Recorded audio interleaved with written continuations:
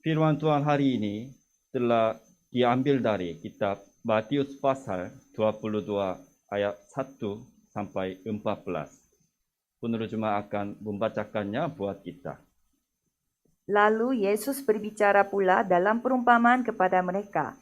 Hal kerajaan sorga seumpama seorang raja yang mengadakan perjamuan kawin untuk anaknya.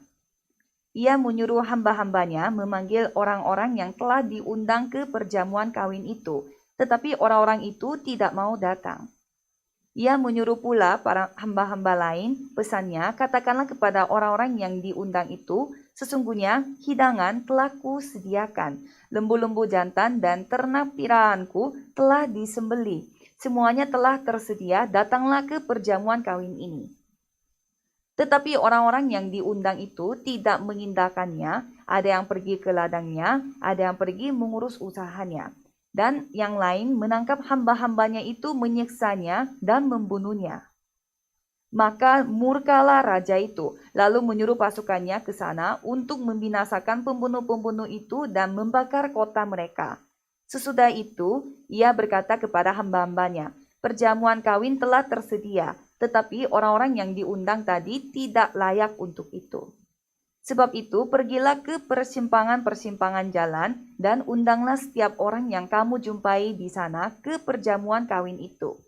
Maka pergilah hamba-hamba itu dan mereka mengumpulkan semua orang yang dijumpainya di jalan-jalan, orang-orang jahat dan orang-orang baik, sehingga penuhlah ruangan perjamuan kawin itu dengan tamu. Ketika raja itu masuk untuk bertemu dengan tamu-tamu itu, ia melihat seorang yang tidak berpakaian pesta. Ia berkata kepadanya, "Hai saudara, bagaimana engkau masuk kemari dengan tidak mengenakan pakaian pesta?" Tetapi orang itu diam saja. Lalu kata raja itu kepada hamba-hambanya, "Ikatlah kaki dan tangannya dan campakkanlah orang itu ke dalam kegelapan yang paling gelap. Di sanalah akan terdapat ratap dan kertak gigi. Sebab banyak yang dipanggil tetapi sedikit yang dipilih." Amin. Ibu Anita akan memberikan khotbah dengan firman berjudul Orang Pilihan Tuhan.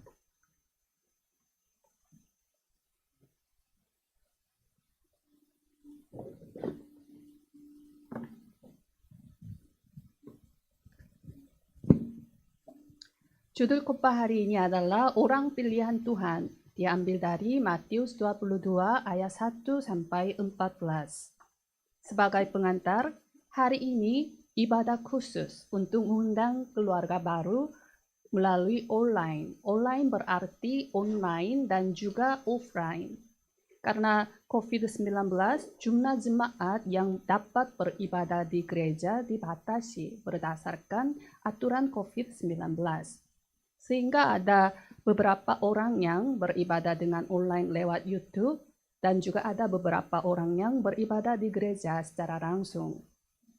Saya sungguh-sungguh menyambut dan memberkati keluarga baru dalam nama Yesus Kristus dan kiranya hari ini dapat menjadi titik balik dalam kehidupan keluarga baru saat beribadah baik secara online maupun secara offline. Ada sebuah kalimat yang tertulis di brosur, sebuah gym. Katanya bentuk tubuh dapat dibagi dua periode, yaitu saat bertubuh gemuk atau langsing. Jika saudara berolahraga di gym mereka, saudara akan jadi langsing, sehingga saudara dapat memiliki kepercayaan diri dan menjalani kehidupan baru secara jasmani. Kehidupan secara rohani juga dapat dibagi dua periode, yaitu saat sebelum saudara percaya kepada Yesus Kristus dan setelah saudara percaya kepada Yesus Kristus. Sebelum dan sesudah saudara percaya kepada Yesus Kristus itu sangat berbeda, seperti langit dan bumi. Memang saudara dapat memiliki kehidupan baru melalui olahraga atau operasi plastik. Tapi percaya kepada Yesus Kristus itu kehidupan yang jauh lebih berbeda levelnya dengan perubahan penampilan luar. Percaya kepada Yesus Kristus itu berarti terjadi perubahan status secara rohani dari budak setan menjadi anak-anak Tuhan. Di antara anggota keluarga baru yang diundangi hari ini, beberapa dari mereka mungkin baru pertama kali ke gereja hari ini, dan beberapa dari mereka mungkin pernah ke gereja yang lain. Beberapa orang datang dengan hati bahagia, sementara yang lain dengan enggan karena kenalan atau kerabat keluarga telah memaksa saudara. Saudara sekarang berada di sini dalam situasi dan keadaan yang berbeda. Tetapi saudara memiliki satu kesamaan, yaitu saudara adalah orang yang dipilih secara khusus oleh Tuhan. Orang pilihan Tuhan seperti judul khotbah hari ini.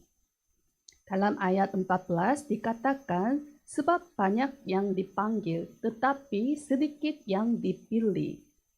Saya harap bahwa semua keluarga baru yang diundang hari ini akan berada di tempat yang dipilih oleh Tuhan.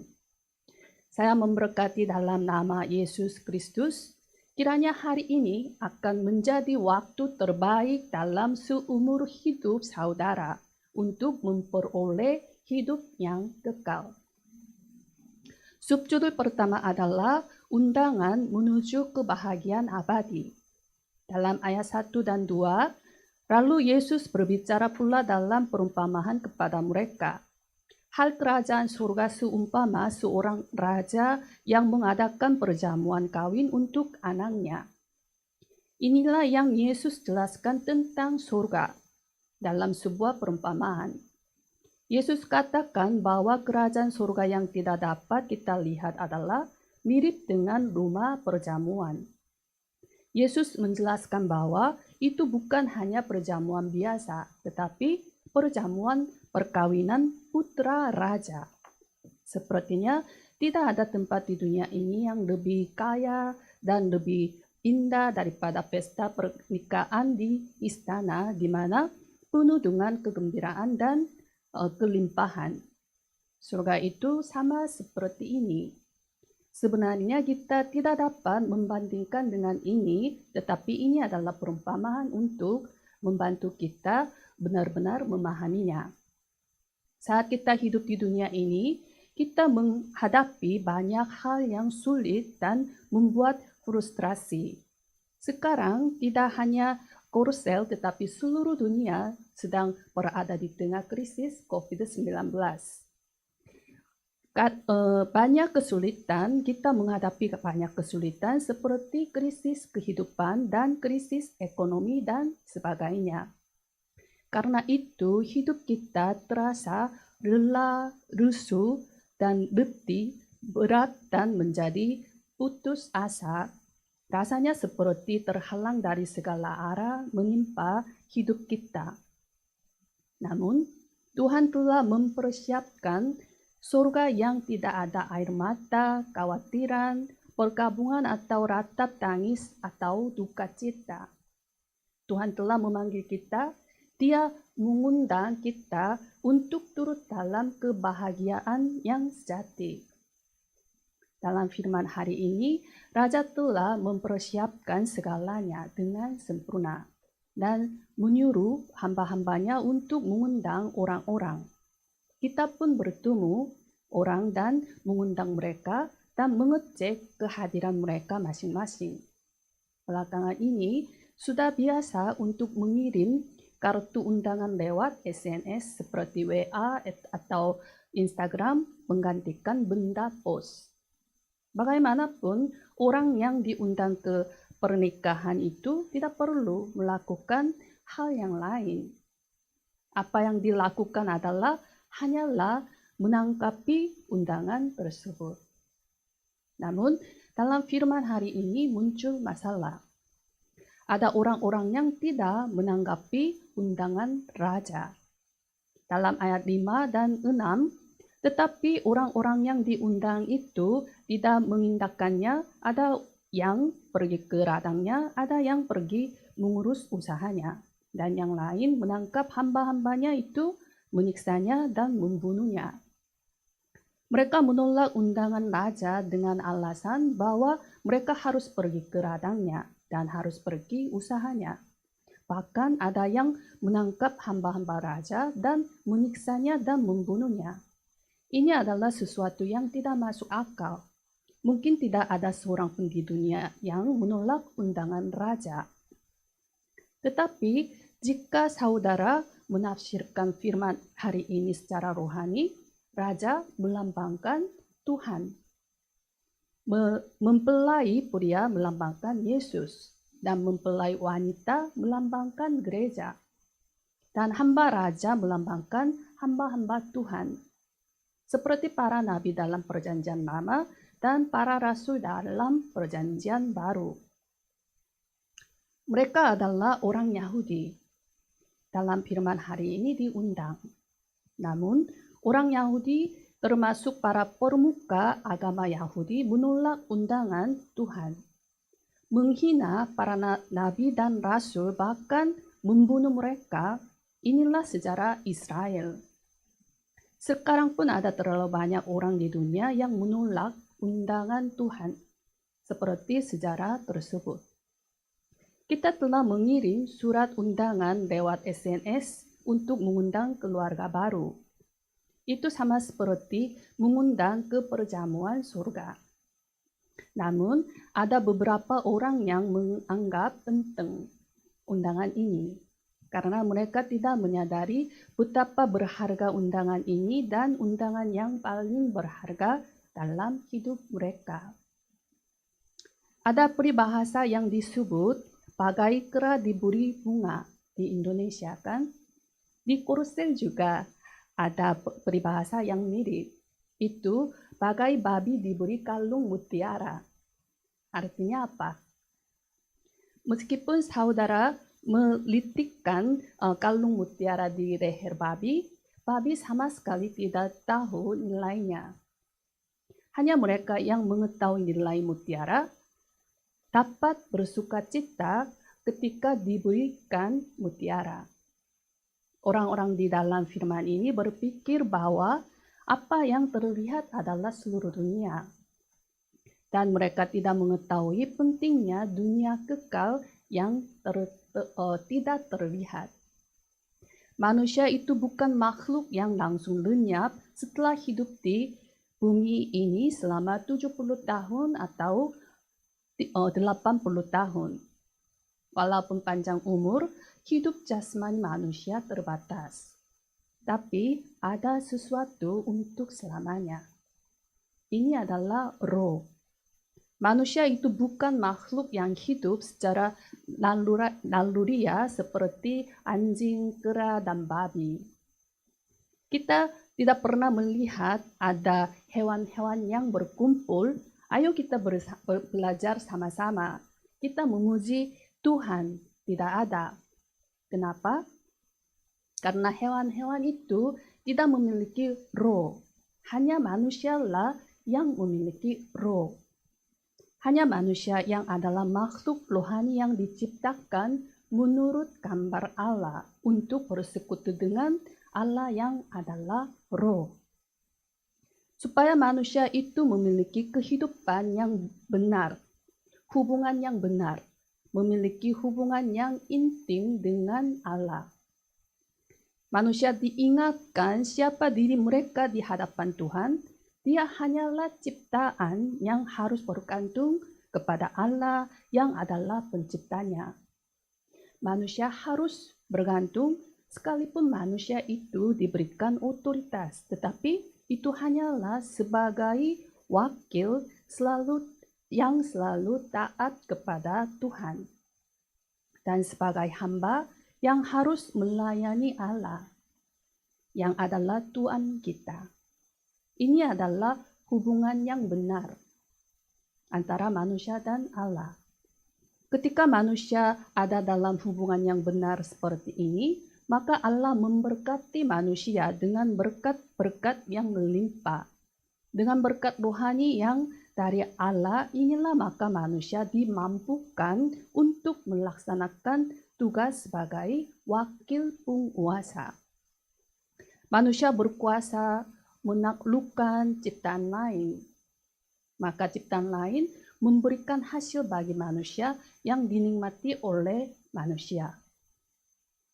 Sejak semula, Tuhan menciptakan itu tidak pernah melancangkan untuk manusia itu hidup dalam penderitaan, hidup dalam kesusahan, dalam berbagai macam masalah.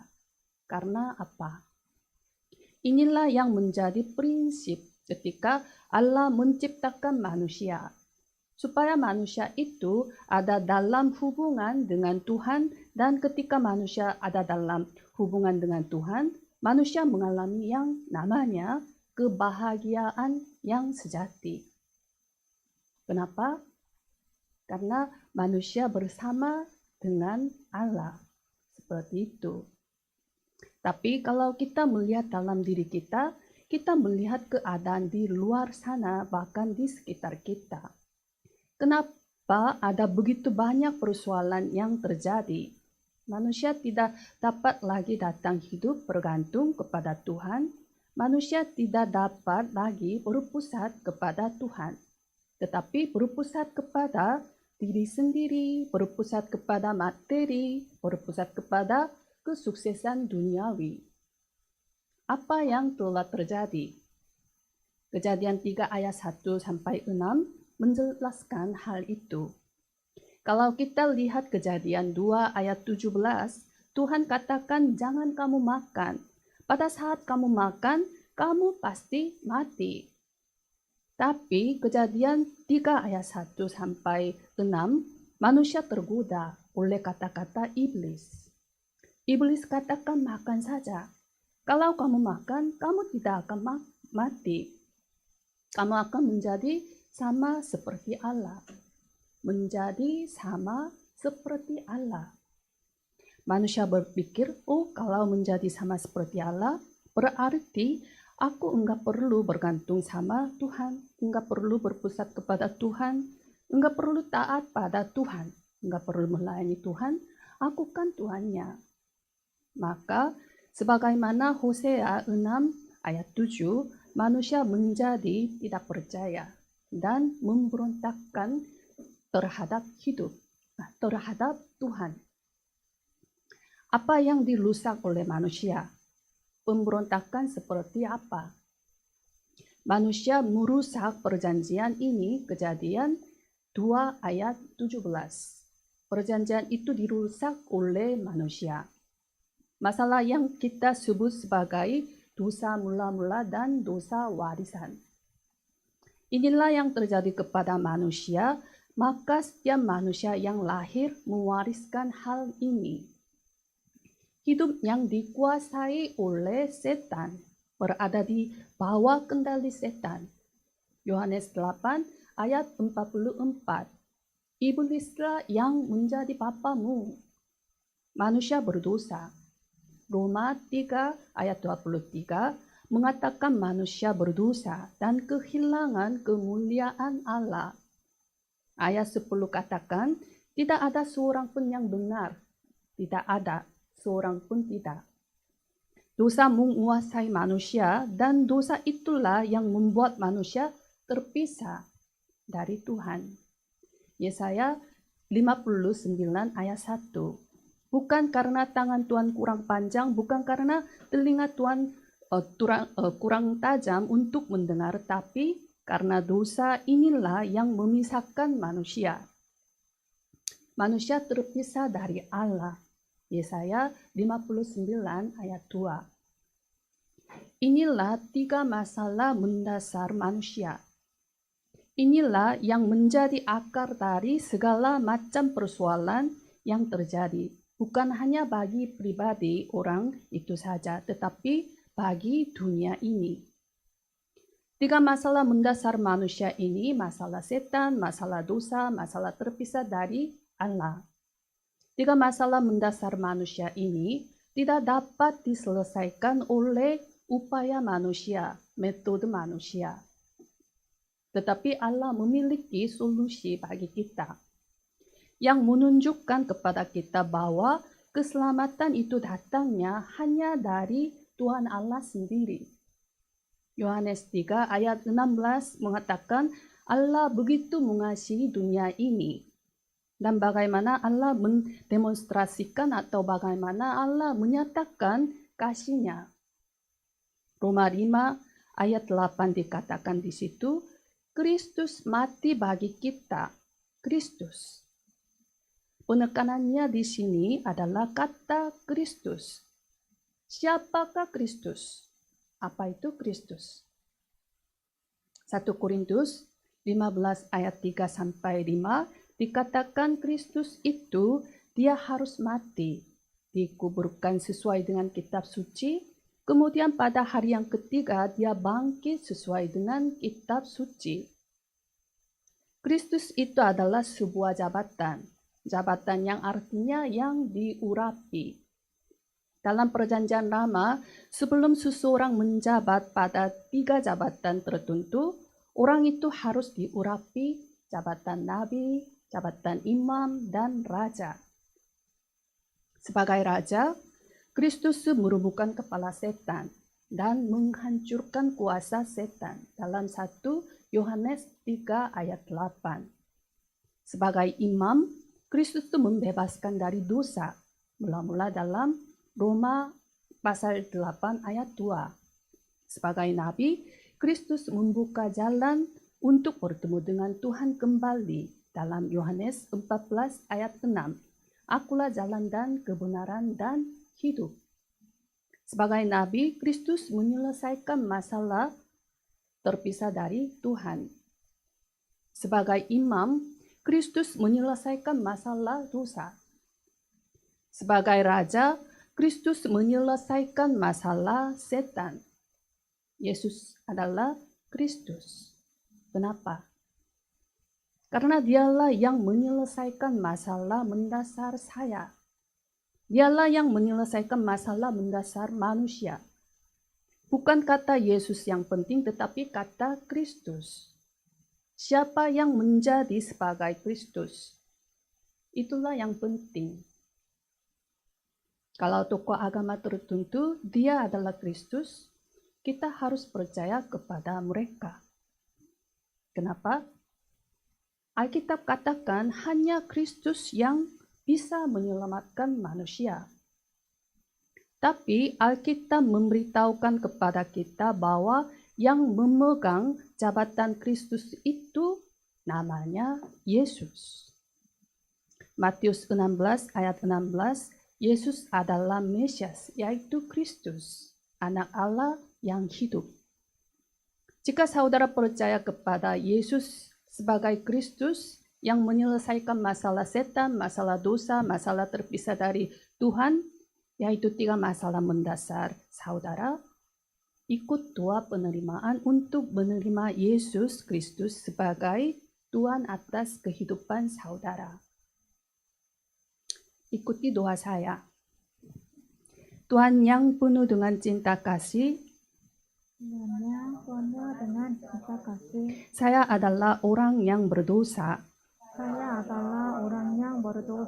Saya tidak tahu apa yang saya lakukan dalam hidup. Dan kemana tujuan hidup saya. Saya tersesat dalam kehidupan. Sekarang saya membuka pintu hati saya dan menerima Tuhan Yesus yang menjadi Kristus. Masuklah ke dalam hati saya dan jadilah Tuhan atas hidup saya. Ampunilah dosa saya yang saya perbuat di masa lalu, yang saya lakukan sekarang, dan yang akan saya perbuat di masa depan. Dengan darah-Mu di kayu salib. Saya bersyukur karena Engkau telah menjadikan saya sebagai anak Tuhan. Saya bersyukur karena Engkau telah memberikan saya sebagai anak Tuhan. Pimpinlah saya dari saat ini hingga hari saya pergi ke surga nanti. Pimpinlah saya dari saat ini hingga hari saya pergi ke surga nanti. Saya berdoa Saya berdoa dalam nama Yesus Kristus. dalam nama Yesus Kristus. Amin. Amin. Selamat saudara, karena saudara telah menjadi anak Tuhan. Sebagai anak Tuhan, saudara telah memiliki berkat-berkat status dan otoritas. Saya harap saudara dapat menikmati berkat-berkat status dan otoritas sebagai anak Tuhan melalui ibadah setiap hari Minggu. Subjudul kedua adalah berkat-berkat dari orang pilihan Tuhan. Dalam ayat 9 dan 10, sebab itu pergilah ke persimpangan-simpangan jalan dan undanglah setiap orang yang kamu jumpai di sana ke perjamuan kawin itu. Maka pergilah hamba-hamba itu dan mereka mengumpulkan semua orang yang dijumpainya di jalan-jalan, orang-orang jahat dan orang-orang baik, sehingga penuhlah ruangan perjamuan kain itu dengan tamu. Raja menyuruh hamba-hamba mengisi ruangan perjamuan dengan tamu-tamu untuk putranya tanpa peduli mereka yang menolak undangan raja. Oleh sebab itu, hamba-hamba itu pergi ke jalan dan membawa setiap orang yang mereka bertemu tanpa terkecuali yang jahat maupun yang baik. Keselamatan adalah undangan Tuhan bagi setiap orang tanpa pengecualian, baik itu orang muda, tua, laki-laki, perempuan, terpelajar, tidak berpelajar, kaya maupun miskin. Namun ada satu hal yang tidak boleh saudara kehilangan. Dalam ayat 11-13, ketika raja itu masuk untuk bertemu dengan tamu-tamu itu, ia melihat seorang yang tidak berpakaian pesta. Ia berkata kepadanya, "Hai saudara, bagaimana engkau masuk kemari dengan tidak mengenakan pakaian pesta?" Tetapi orang itu diam saja. Lalu kata raja itu kepada hamba-hambanya, "Ikatlah kaki dan tangannya, dan campakkanlah orang itu ke dalam kegelapan yang paling gelap. Di sanalah akan terdapat ratap dan keretak gigi." Raja datang untuk melihat para tamu untuk diundang. Sesaat raja melihat seorang pria yang tidak mengenakan pakaian pesta, langsung mengusirnya. Konon pada waktu itu, jika diadakan perjamuan istana di negara-negara yang terletak di daerah Timur Tengah, katanya pakaian pesta dibagikan kepada tamu-tamu di depan pintu istana. Secara khusus, istana Parsi bahkan memberikan pakaian pesta sebagai hadiah kepada tamu-tamu. Sebab pergi ke perjamuan tanpa mengenakan pakaian pesta seperti itu merupakan penghinaan sepenuhnya bagi raja dan bisa menyebabkan kematian. Kita dapat menafsirkan secara rohani, pakaian pesta melambangkan pakaian kebenaran yang diperoleh melalui Yesus Kristus. Mengenakan pakaian pesta berarti bahwa kita sekarang berubah menjadi makhluk yang baru melalui darah Yesus Kristus yang tercurah di kayu salib.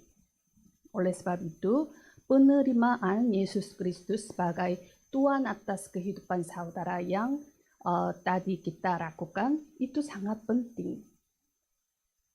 Sesaat setelah saudara menerima Yesus Kristus, saudara langsung menerima berkat-berkat di mana Roh Kudus berdiam di hati saudara, dan Roh Kudus membimbing saudara, dan Roh Kudus berkarya. Inilah berkat-berkat status sebagai anak-anak Tuhan. Dan juga kita terima berkat-berkat otoritas sebagai anak-anak Tuhan. Ketika saudara berdoa dalam nama Yesus Kristus, semua kuasa kegelapan yang mengikat saudara dan keluarga saudara akan dihancurkan. Mereka yang berpakaian Yesus Kristus tidak dapat disentuh oleh kekuatan kegelapan. Karena Kristus yang adalah terang telah datang kepada saudara, sehingga kekuatan kegelapan tidak dapat mendekati sedikitpun kepada saudara. Dan juga kemanapun saudara pergi, pasukan malaikat surga Tuhan selalu melindungi saudara. Saudara tidak perlu khawatir akan kematian. Saudara benar-benar telah kehilangan kualifikasi untuk pergi ke neraka. Saudara telah dibebaskan dari hukum dosa dan hukum maut. Mulai sekarang saudara hanya menuju ke tempat di mana saudara menyelamatkan anggota keluarga saudara dan kenalan saudara, lalu menyelamatkan Indonesia dan sampai ke seluruh dunia, sambil menikmati kebebasan sejati dan kebahagiaan sejati, serta kedamaian sejahtera sejati yang diberi melalui darah Yesus Kristus. Sejak sekarang, kita harus menghidupi kehidupan sebagai seorang yang mengenakan pakaian kebenaran Yesus Kristus. Setelah menyingkirkan kebiasaan lama, natur lama yang dimiliki sebelum bertemu dengan Tuhan. Jangan terbebani, karena saudara baru lahir secara rohani, masih bayi secara rohani. Saya harap saudara hanya menerima firman Tuhan sebagai makanan rohani melalui ibadah, supaya saudara dapat bertumbuh dari bayi sampai dewasa secara rohani. Dalam 1 Petrus 2 ayat 2, dan jadilah sama seperti bayi yang baru lahir, yang selalu ingin akan air susu yang murni dan yang rohani, supaya olehnya kamu bertumbuh dan beroleh keselamatan. Dalam 2 Petrus 3 ayat 18 menekankan bahwa tetapi bertumbuhlah dalam kasih karunia dan dalam pengenalan akan Tuhan dan Juru Selamat kita, Yesus Kristus. Baginya kemuliaan sekarang dan sampai selama-lamanya. Ketika saudara mendengarkan firman Tuhan, natur dan kebiasaan lama saudara akan dibuang satu demi satu, dan kehidupan saudara akan berubah menjadi layak sebagai anak-anak Tuhan. Oleh sebab itu, saya harap saudara menempatkan prioritas hidup saudara di atas segalanya pada ibadah. Dan jika saudara mengikuti arahan gereja saja, lalu saudara akan mencapai pertumbuhan rohani. Saya memberkati setiap keluarga baru dalam nama Yesus Kristus. Kiranya saudara menghidupi kehidupan beriman yang ada perubahan dan pertumbuhan dan pemulihan. Mari kita berdoa. Terima kasih Tuhan karena Tuhan telah memanggil kami sebagai orang pilihan Tuhan. Kiranya kami bertumbuh dan menikmati status dan otoritas sebagai anak Tuhan melalui ibadah dalam situasi dan kondisi apapun. Biarlah kami beribadah bersama-sama di gereja, kami mengucap syukur kepada Tuhan. Di dalam nama Yesus Kristus kami berdoa. Amin.